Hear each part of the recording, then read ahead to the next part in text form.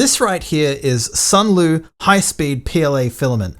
And after trying out a few different PLAs specifically to print minis with, this stuff has quickly become my top pick because I'm getting results like these without having to fiddle with any settings at all.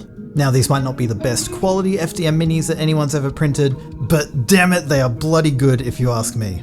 So let's print some fun tabletop models, and I'll show you exactly why I will continue to keep this stuff stocked up for my own miniatures hobby. Quick disclaimer, I have purchased all of the products myself that are going to be used in this video, but I do still get paid by these brands through their affiliate programs, and they have sent me freebies in the past. Having said that though, this printer here, the Bambu Lab A1 and its little brother, the A1 Mini, these two are, in my opinion, the best FDM printers that you can buy for the tabletop hobby right now, if you just want a really smooth, out-of-box printing experience with a lot of hand-holding. Installed in this printer, I also have a 0.2mm nozzle, which I strongly recommend you do also if you're looking to print some minis. You can stick to a 0.4mm nozzle if you're just interested in printing terrain and larger models like vehicles, but you just can't beat a 0.2mm nozzle for fine details. Luckily, the Bambu Lab nozzles are reasonably priced, I think, and dead simple to swap in and out with no tools required at all. There is one tool though that, while you don't really need, I am still going to recommend it, and it's just something with a flame like a lighter or one of these little butane torches. This filament has almost no stringing at all, but sometimes on the really fine details you might see a little bit, and so just quickly hitting those with a flame will immediately get rid of them. This can also be handy too for hiding some of the support scarring. I put together a little test here using some of the features from the Desecrated Saint by Factory Fortress that was printed in the last video. This little shield should show us just how well this filament does with flat surfaces and crisp lines, as well as give us some indication of overhang support and stringing. This part took about 35 minutes to print, and hopefully you can see here turned out pretty damn nice. The details of the shield's face look good, the flat surfaces appear smooth, the overhang performance is also good, and the faint whiff of stringing present on that blade is easily dealt with. Now let's print some minis. But first, do me a favor, would you? Please hit the subscribe button below and help me get to 100k subs. It's also just a great way to tell both myself and the YouTube algorithm that you would like to see more videos just like this one. Okay, so the first model that I want to print for this video is the Raptor Mech by John Bear Ross. And to start it off, I began by supporting the legs up manually in Lychee Slicer. And I gotta say, right off the bat, I love this kit because it comes with 3 sets of pre-posed legs, which is just going to make it so much easier for us when it comes to putting it all together at the end. Also, it's just a super badass looking model. If you haven't seen the recent videos experimenting with these supports, basically it turns out that resin supports with just a couple of tweaks are actually kind of perfect for miniatures on FDM printers. They allow you to capture just insanely delicate tiny details without much scarring and difficulty in their removal. This particular model doesn't really have any fine delicate parts. However, I still think it will benefit from this process, and shortly afterwards I will be printing some very challenging minis. Once I had all of my parts all pre-supported and ready to go, I used the new free Blender plugin, Resin to FDM Lite by Painted for Combat, to separate out the supports from the model and also add these little cubes at the bottom, and these basically just help the slicer keep the model aligned with the supports later on. So here's one of the big reasons I think this filament really shines. In Orca Slicer, just set this drop-down box here to generic high-speed PLA, and this other drop-down box to the Fat Dragon Games print profile. And that's it. You can slice it right now, send it to your A1 or A1 Mini with a 0.2mm nozzle, and get amazing results. But we can also assign some different print settings to just the supports here. For example, doubling the layer height so they only print every other layer.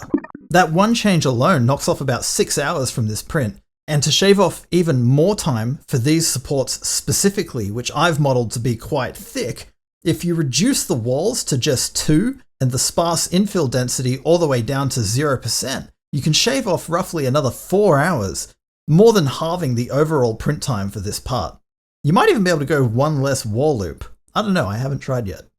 Scratch that, I have since tried. It works great. So yeah, just set it to 1 wall loop. Yeah, blah, blah, blah, blah, blah, blah, blah, blah. Now, if you did happen to see the last video, You might remember that I was having some issues with one of my A1 printers.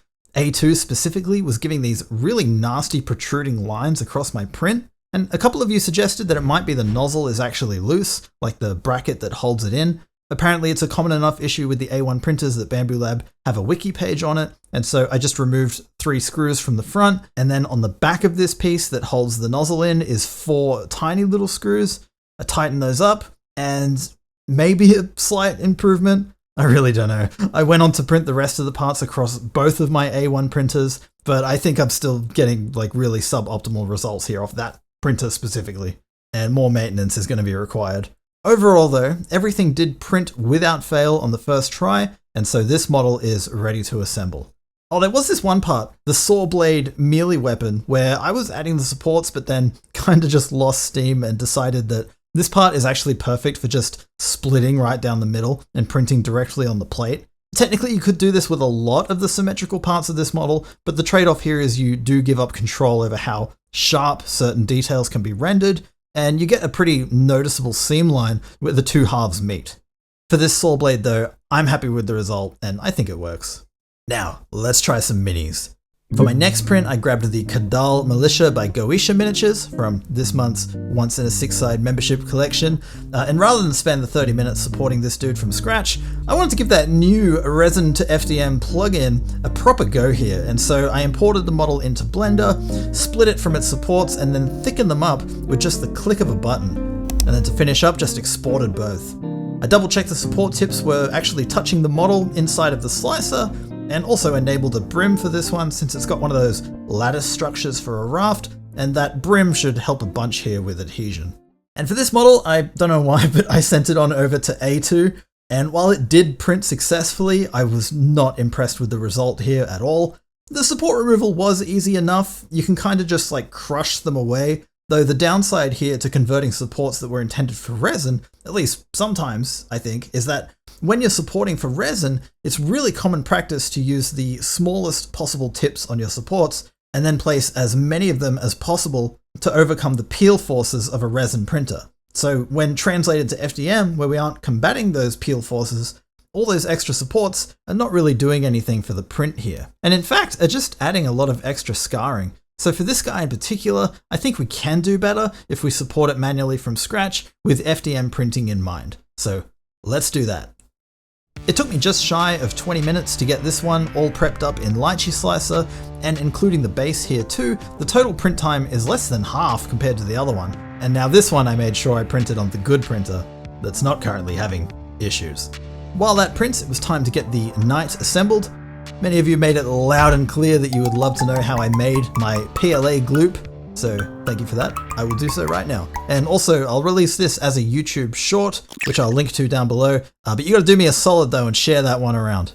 So, probably the most important thing to mention first is this stuff is toxic as hell, and so good ventilation is non-negotiable. If you haven't got it, then you should consider only making and using this outdoors, because the active ingredient here, methylene chloride, evaporates insanely fast and is extremely harmful when inhaled and through skin contact.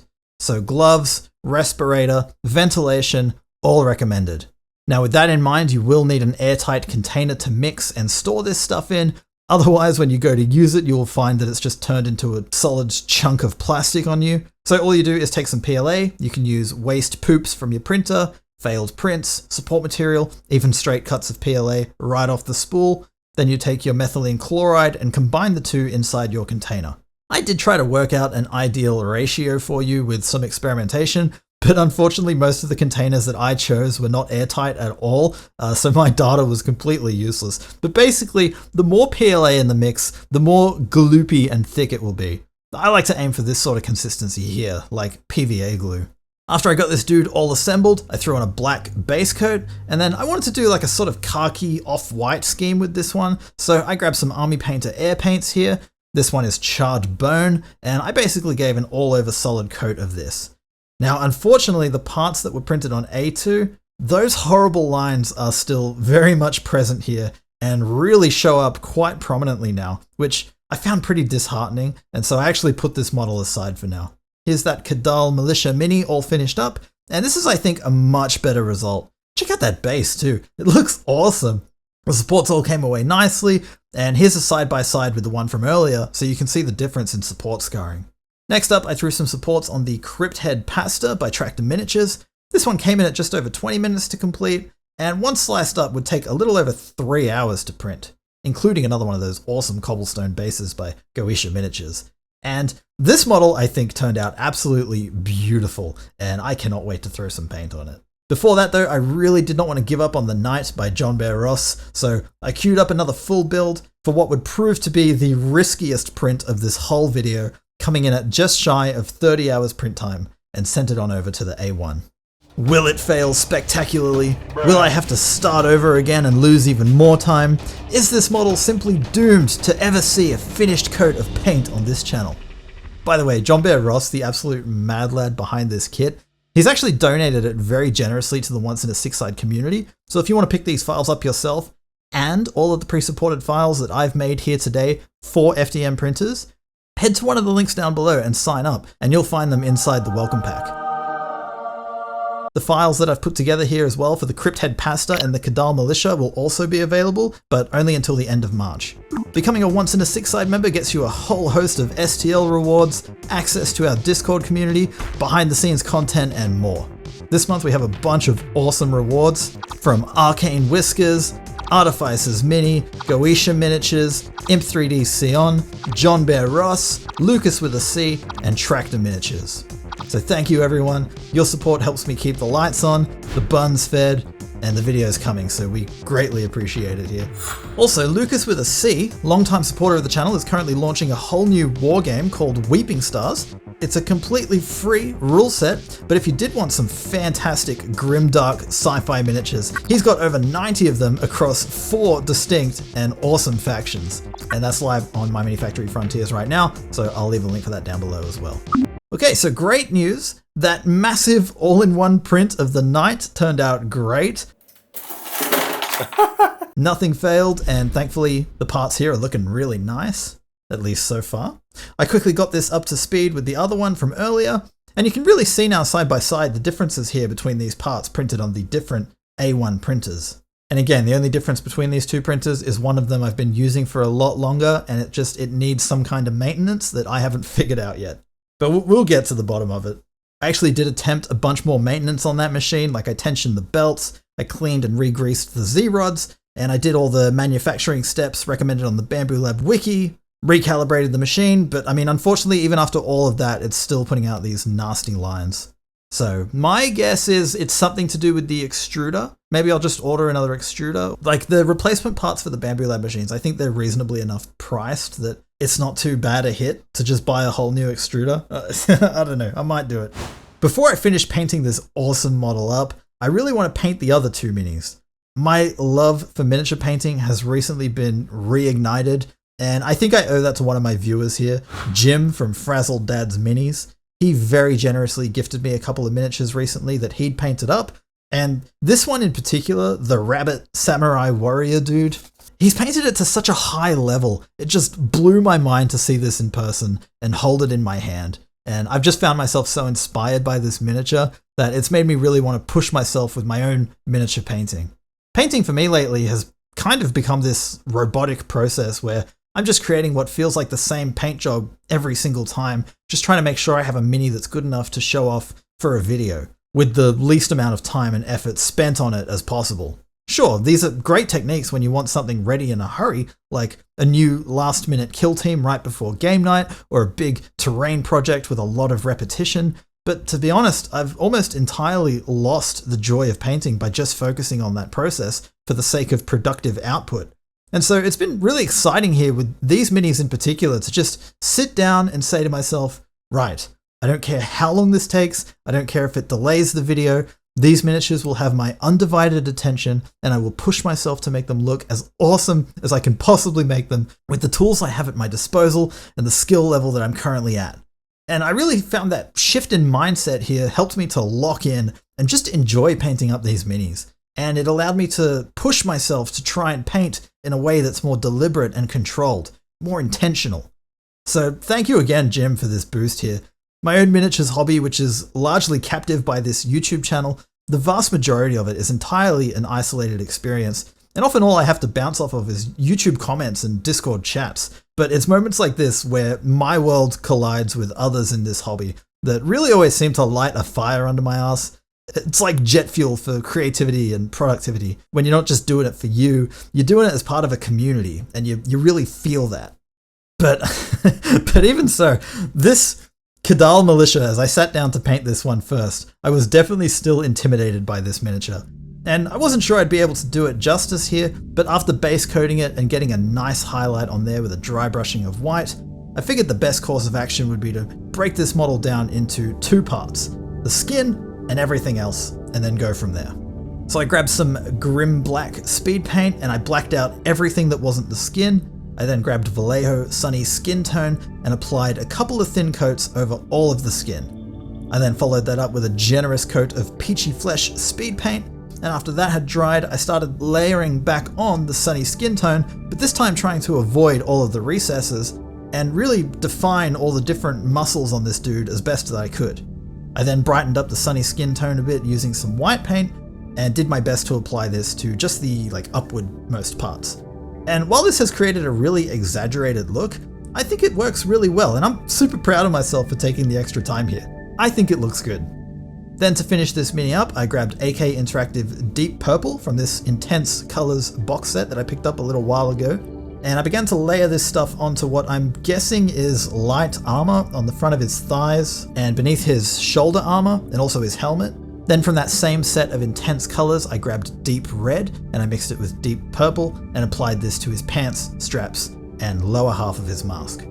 I need a funny Deep Purple reference here. God, I love that band. Because I'm not a speed king. For everything else, still in black, I grabbed a small dry brush and a gunmetal acrylic and just quickly went over it all before brightening up that deep purple a bit with the addition of some Sunny Skin Tone, which I then used to highlight up those armor panels. I wasn't really sure what the best way to highlight them would be, so I kind of just dabbed the brush around toward the topmost parts, and I think it worked out well. I then dropped some orc skin speed paint into his goggles, followed up by some occultist cloak for the base, and finally using some pure white acrylic, I went and edge highlighted all the little spikes and swords, which I guess I didn't record because I can't find the footage for that, sadly. But yeah, this mini I think turned out really nice, better than I expected going into it. I only pushed myself a little here, but it was totally worth it I think, because I do feel a good sense of pride for having finished this one at a level above what I normally would strive for. Here's the one I am most excited for though, the Crypt Head Pasta by Tractor Miniatures. This mini I really wanted to apply myself, and so I didn't start with any kind of zenithal highlight at all here, and just began working up straight from the black base coat. Since I already had some fitting colors already on my palette, I decided to begin layering up the cloak in the dark red, applying 2 to 3 thin coats until a good level of coverage was achieved. Then I used Sunny Skin Tone again, but this time for all the trimmings around those robes, as well as the animal skull at the top of his staff. I gotta say, there's something really enjoyable about just taking your time and doing your best to stay inside the lines while applying base coats. I really enjoyed this process a lot more than I expected I would. For the next step, I wanted to try my hand at wet blending across that giant pyramid head, and so I experimented here just going back and forth with darker and lighter greys, which I got by just mixing the white and black paints on my palette. And while I didn't really love the result that I got here right away, once I added some pure white edge highlights, this instantly started looking really awesome, I think, and may just be the coolest metal that I've ever painted. Does it read as metal to you though? I'm curious. I guess that's technically what this would be, is a non-metallic metal, but I don't really know what I'm doing, so I'm hesitant to call it that. The words non-metallic metal, for me anyway, harkens a style of miniature painting that's so elite and coveted and sacred and all that. A technique only for the masters, you know? Plan A taught you the 5-point palm exploding arc.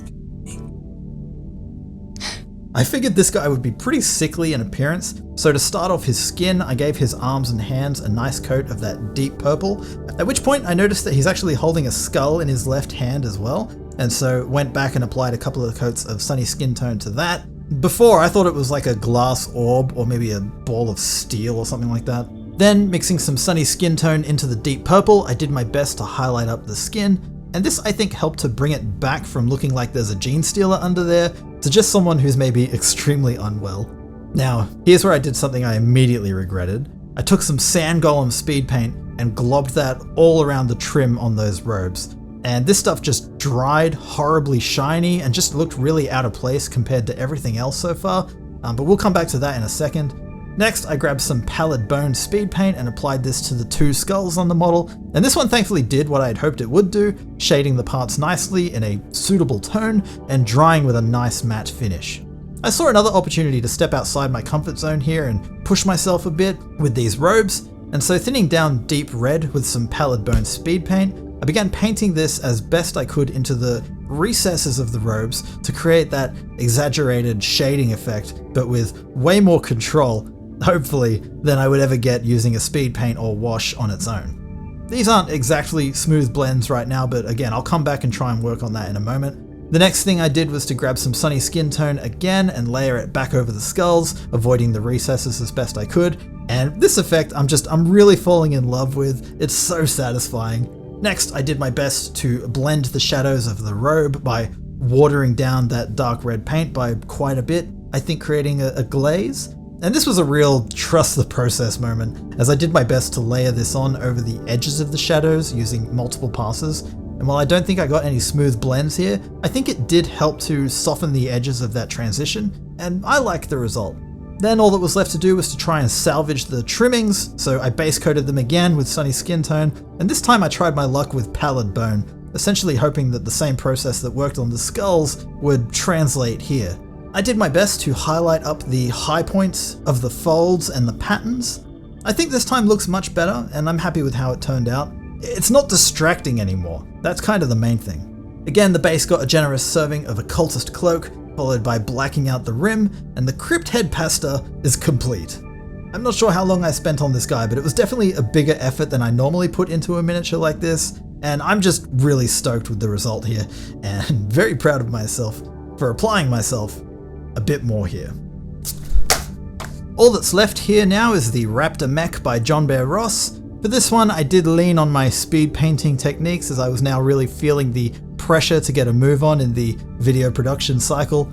Once you've finished printing and actually making the thing, whatever the project is, that's not even half the battle with YouTube, because then you got to organize all your footage, write your script, record your script, do your cut downs, add your B-roll, then your effects and final touches. Then you got to brainstorm title and thumbnail ideas, create a dozen variations, test them to see how they'll look when they're live on the platform, ready your description with all the links and everything else that you mentioned during the video. Then you got to write and schedule announcement posts to go out on other platforms before finally you can click upload. But I guess none of that counts for real work at all. Like if I spend 60, 80, 100 hours on a video from the moment I begin filming to the moment that I click upload, really, I should expect no compensation for that at all, right? Because it's not real work. It's just, I don't know, it's just a hobby, I guess. And the product is just junk food for folks to chew on with no real value or purpose, right?